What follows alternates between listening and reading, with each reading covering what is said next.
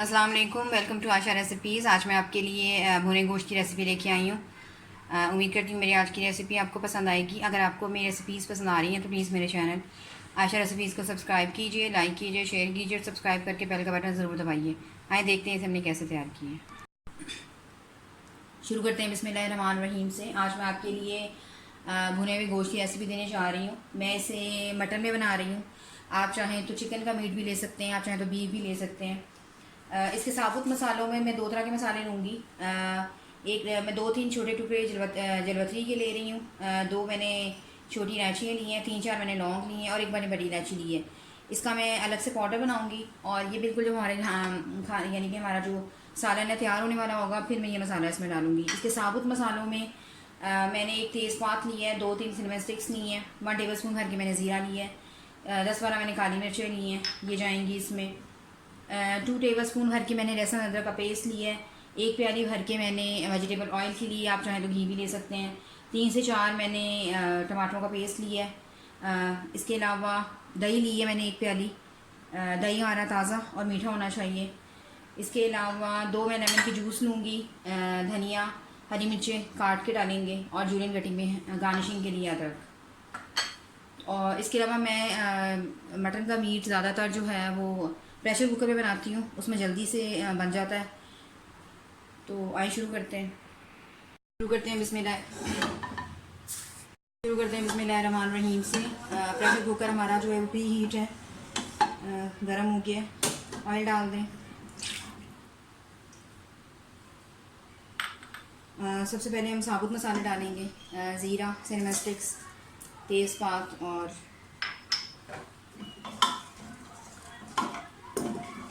काली मिर्च। इसको थोड़ा सा फ्राई करें, थोड़ा सा सोते करें। चंद सेकंड्स के लिए ये साबुत मसाले को थोड़ा सा सोते करें और उसके बाद सॉरी इस वक्त मैं आपको प्याज नहीं दिखा सकती। प्याज जाएंगे, ये 2 दिन मैंने सेलेक्ट मैंने प्याज इसकी बुनाई करें। प्याज को अच्छी तरह से फ्राई करें।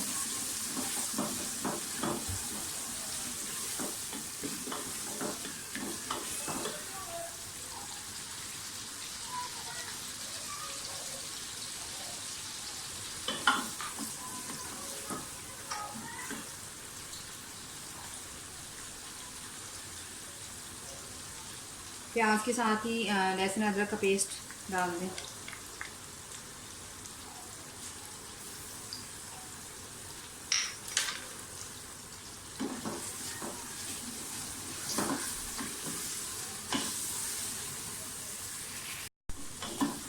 लहसुन अदरक को अच्छी तरह से भूनें। क्योंकि ये हम भुना हुआ गोश्त बना रहे हैं, इसलिए इसमें आम सालन की निस्बत भुनाई का काम ज़्यादा है। भुनाई से इसका अलग सा टेस्ट आएगा। तो प्याज को अच्छी तरह से फ्राई करें, थोड़ी सी गोल्डन ब्राउन होने दें प्याज को और लहसुन अदरक के पेस्ट को।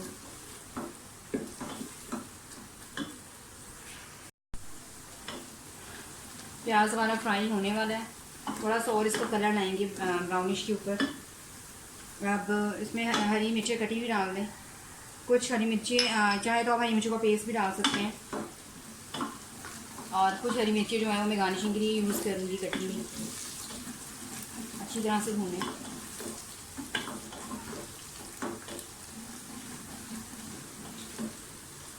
साथ ही इसमें मटन डाल दें।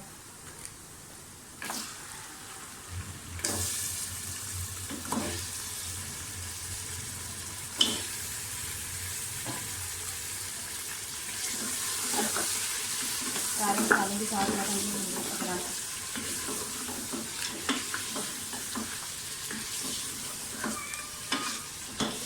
मटन को हमने इस तक भूनना है कि अपना कलर चेंज कर लें।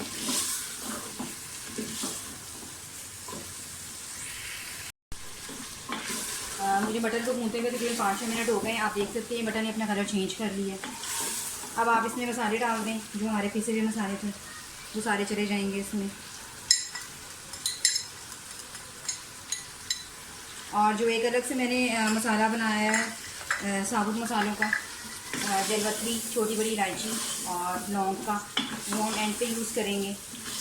गोश्त ने अपना पानी छोड़ा हुआ है, इस वजह से मैं अभी फ़िलहाल मैंने इसमें कोई पानी नहीं डाला। आपने इस हद तक भूनना है कि आपका जो मसाला है वो जलने ना पाए। तो अभी इसको भूने 5-6 मिनट।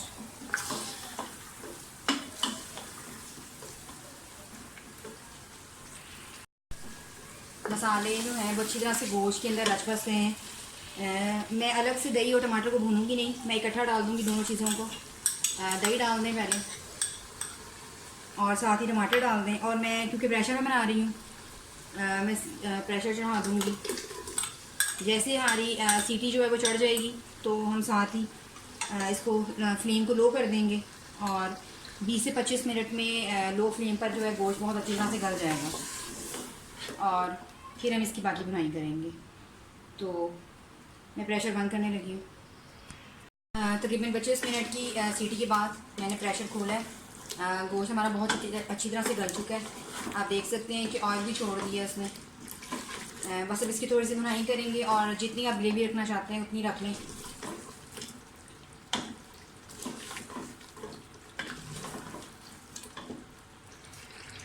भुना हुआ गोश्त हमारा बिल्कुल रेडी हो गया। एंड पे मैं इसमें लेमन जूस डालूँगी, इससे और ज़्यादा इन्हेंस हो जाता है जो जायका होता है भुने गोश्त का। धनिया डाल देंगे गार्निशिंग के लिए। जूलियन कटिंग में अदरक भी जाएगी इसमें।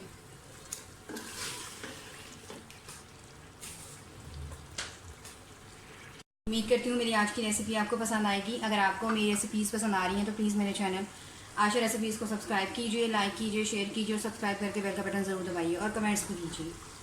अगली रेसिपी तक के लिए अल्लाह हाफ़िज़।